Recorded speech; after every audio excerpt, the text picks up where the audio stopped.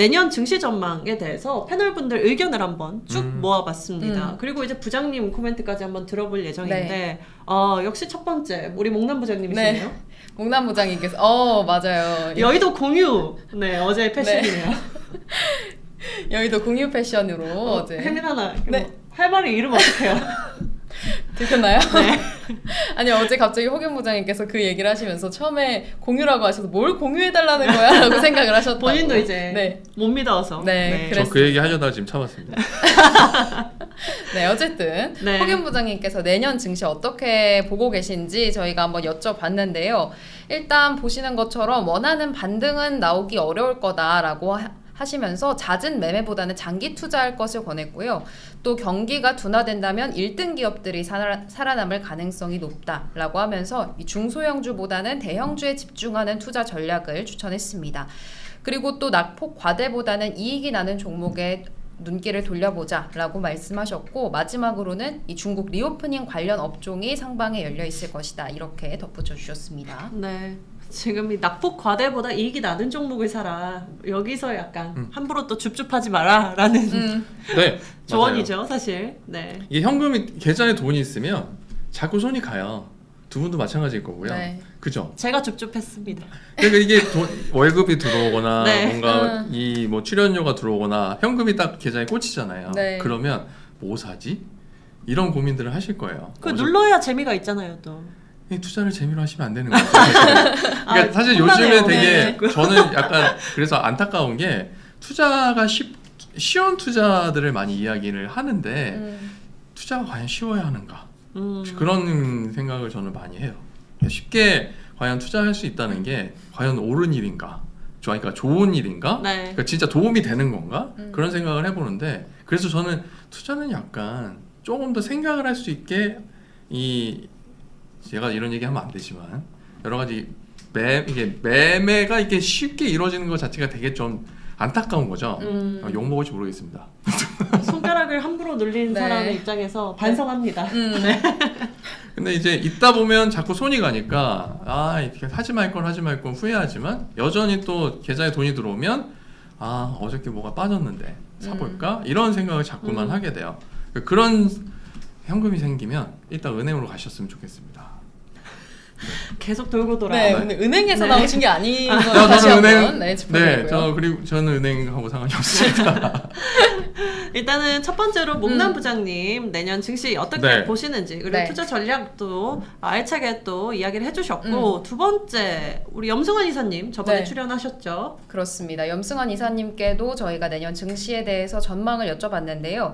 일단 경기 침체는 염 이사님께서는 이미 주가에 반영됐다고 평가를 하셨습니다. 그리고 내년은 상고하고를 전망을 하셨고, 지금 싼 주식이 너무 많다라고 언급을 하셨습니다. 마지막으로 주가가 경기를 선행하기 때문에 내년 3분기에 만약 경기가 터닝한다면 내년 초에 주가는 반등을 할 수 있다 이렇게 덧붙였습니다. 확실히 염 이사님은 조금 더 낙관적인 원래 여임사님은 되게 낙관적으로 보고요.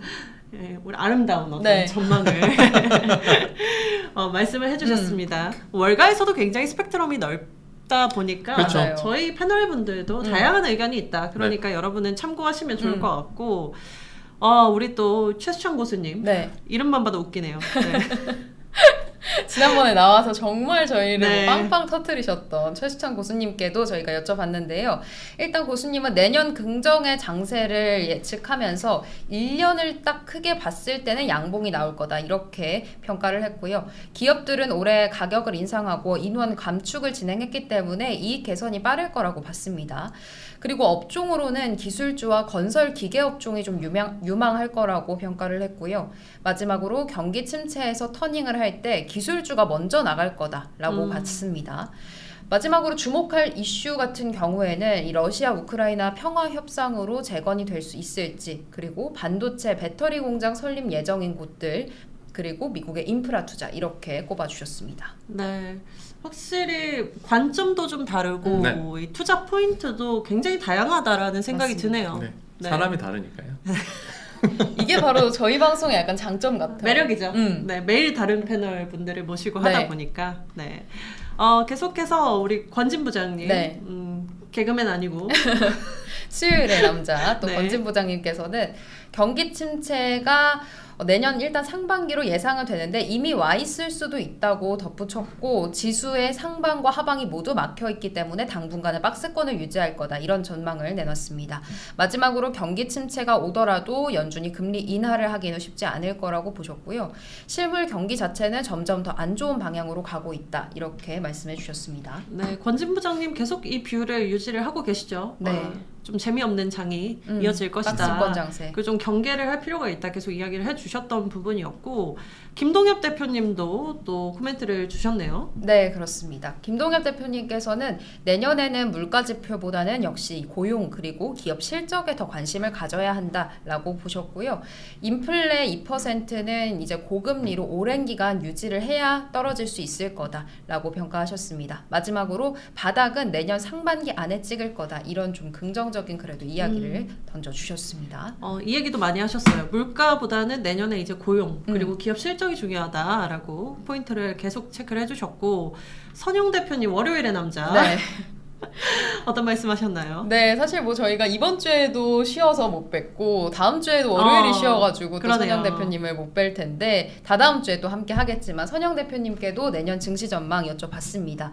대표님은 내년 시장 자체는 좋을 거라고 보셨고 대신 2024년 이후에는 주의가 필요할 거다라고 덧붙여 주셨습니다. 그리고 파월의 매파적인 발언들은 겁주기였을 거라고 보셨고요. 미국의 인플레이션 이미 정점을 찍었다 이런 평가를 내놨습니다.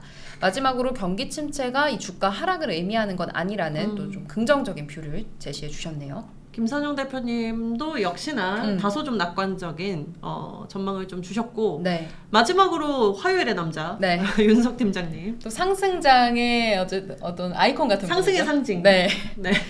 윤석 팀장이 나오시면 꼭 장이 올라서 화요일의 맞습니다. 남자 윤석 팀장님께서는 어떤 이야기를 해주셨냐면요. 내년 주식시장 긍정적이라고 보셨습니다. 해볼만 하다 이렇게 좀 긍정적으로 이야기를 해주셨고 미국의 주택 경기 침체 자체는 좀 일시적일 수 있다라고 봤습니다.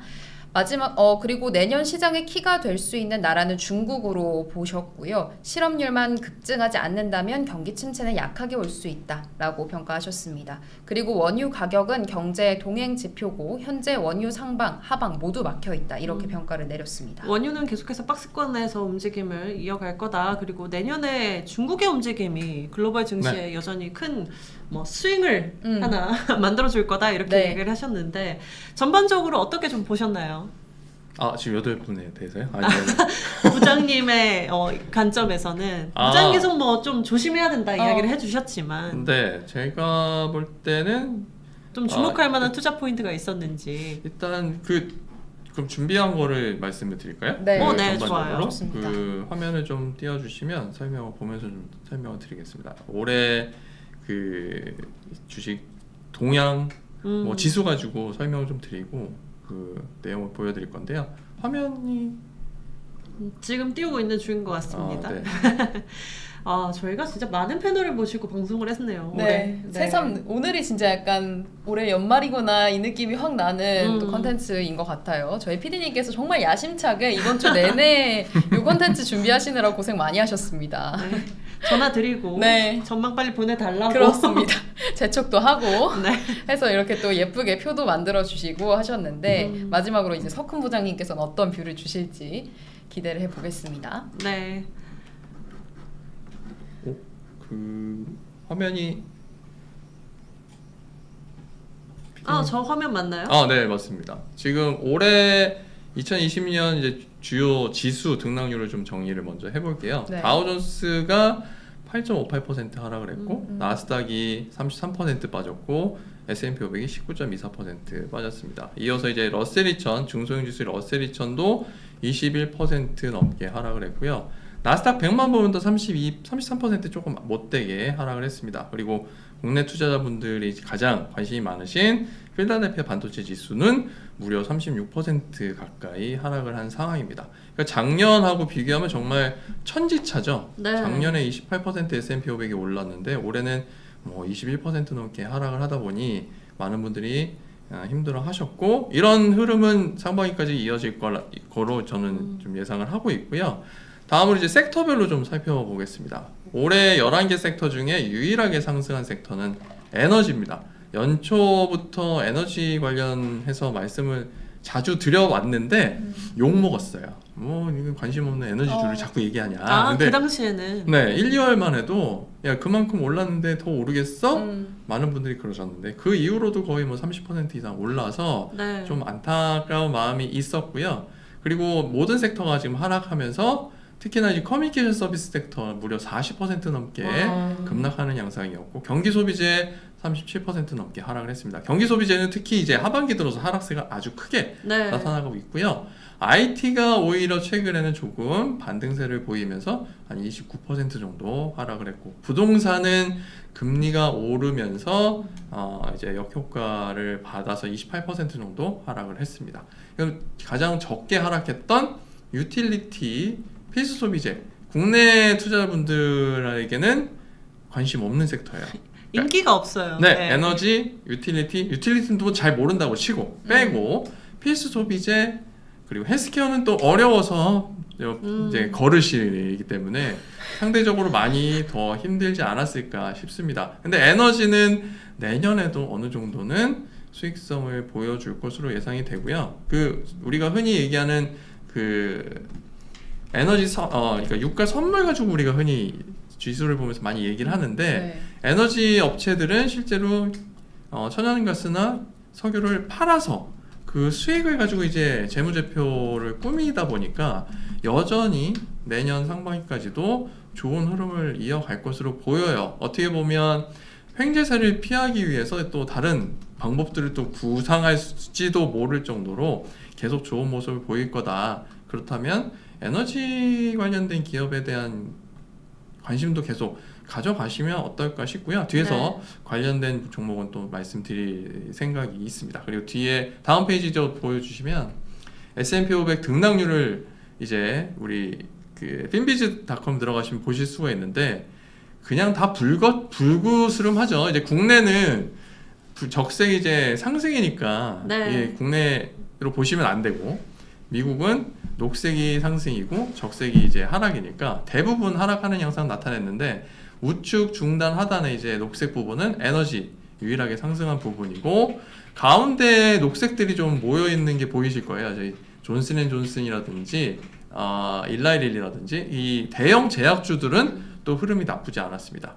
그런 측면에서 보면 또 우측 상단에 월마트라든지 필수 소비재 중에서도 이제 먹고 이제 생활에 필요한 것들을 소비하는 기업들, 생산하는 기업들은 나쁘지 않았다. 이런 측면에서 내년에도 사실 이 부분 계속 우리가 가치주라고 얘기하는 것들이 여기에 포함이 되잖아요. 에너지도 그렇고 필수 소비재도 그렇고 제약에서 헬스케어에서도 이제 대형 제약주들이 가치주에 해당하는데 그런 측면에서 좀 가치주의 영역에서 좀 관심을 가지고 봐주셨으면 좋겠습니다.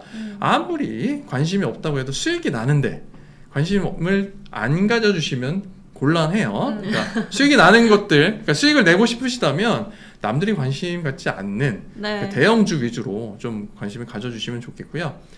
ETF 등락률도 좀 살펴볼 텐데 지금 보시면 대부분 적색은 일반 ETF와 레버리지 ETF이고요. 그리고 지금 녹색으로 표현이 되는 ETF 상품들은 대부분 인버스예요. 그러니까 지금 대부분은 시장 반대 방향으로 움직이는 인버스 ETF 등이 상승하는 모습이었고 대부분은 하락했다고 보시면 되겠습니다. 특히나 한국 분들 또 좋아하시죠. 레버리지 인버스 ETF 3배짜리 한 방에 갑니다. 골로. 야수의 심장. 야수의 심장 좋죠. 야수의 심장 좋은데 지금 같은 장에서는 정말 어렵고요. 특히나 하락장이라고 하면 그러니까 예를 들면 우리가 하반기부터 7월부터 한 10월까지 계속 일관되게 하락했던 시장에서는 인버스 투자를 하신 분들이 또 많이 버셨을 거예요. 근데 11월, 12월에 이제 변동성이 커지면서 등락이 계속 이루어지잖아요. 그러면 인버스가 됐건 레버리지가 됐건 다 까집니다. 그러니까 최근에 수익률이 더 많이 안 좋아요. 그러니까 실제로 저도 인버스 ETF를 해지용으로 활용을 해봤거든요. 그 방법은 리츠 종목들을 매수를 한 다음에 리츠 인버스 ETF로 이제 해지를 하는 방법이었는데 뭐 이게 지나가는 얘기로 말씀드리면 제가 올해 하반기 들어서 인버스 3배짜리 리츠 ETF를 매수를 해서 제 수익이 많이 났을 때 98%까지 났었어요. 플러스 98%. 네. 어떻게 되나 보자 해서 쭉 가지고 있다가 11월, 12월 FOMC가 지나면서 금리 상승세가 갑자기 꺾였죠. 네. 그러면서 얘 ETF의 수익률이 뚝뚝 떨어지는 거예요. 어제 분명히 98%였는데 오늘 70%. 하루 더 지났더니 50%대.